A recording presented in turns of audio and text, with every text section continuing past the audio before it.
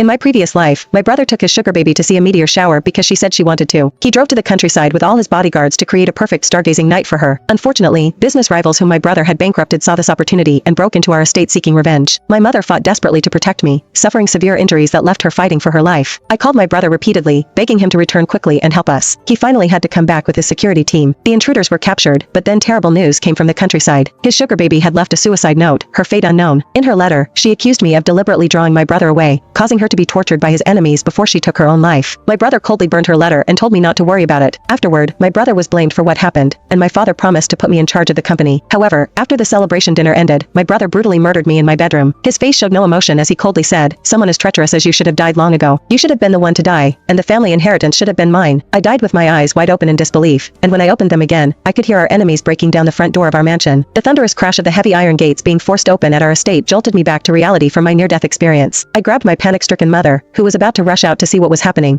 and pulled her into my bedroom. After locking the door, I gasped for breath and urged Mom to help me push the heavy oak wardrobe against the door. "Mia, what are you doing? We have security guards. What are you afraid of?" My mother, Marianne, looked at me in confusion, though she couldn't hide the terror in her eyes. She didn't know yet that my brother, James, had taken all the bodyguards with him for his beloved girlfriend. "Mom, James took all the security with him. It's just the two of us in the house now." I gritted my teeth, using every ounce of strength to push the wardrobe. The heavy oak made a spine-chilling scraping sound as it left deep scratches across the hardwood floor. Marianne froze, unable to believe that my usually responsible brother would do something so reckless. Given our family's wealth, security had always been a top priority. How could all the guards possibly leave at once? But seeing my pale face, she had no choice but to believe me. "Quick, call your brother and tell him to come back immediately," Marianne urged, her voice shaking. I remained silent, eyes fixed on the door barely blocked by the wardrobe. With trembling fingers, I dialed 911, briefly explaining our situation and address. I couldn't trust James to be our first line of rescue, especially since in my previous life, he had returned too late, causing my mother to miss the critical treatment window and die. After hanging up, my heart sank. Recent heavy snowfall had blocked the roads, and our hillside estate was quite a distance from the nearest police station. I dreaded to imagine what might happen before the police arrived. Bang! A violent crash shook the door. I instinctively pressed my body against the wardrobe as fear rushed through me. Just then, Marianne's call to James connected. "James, come home quickly. There are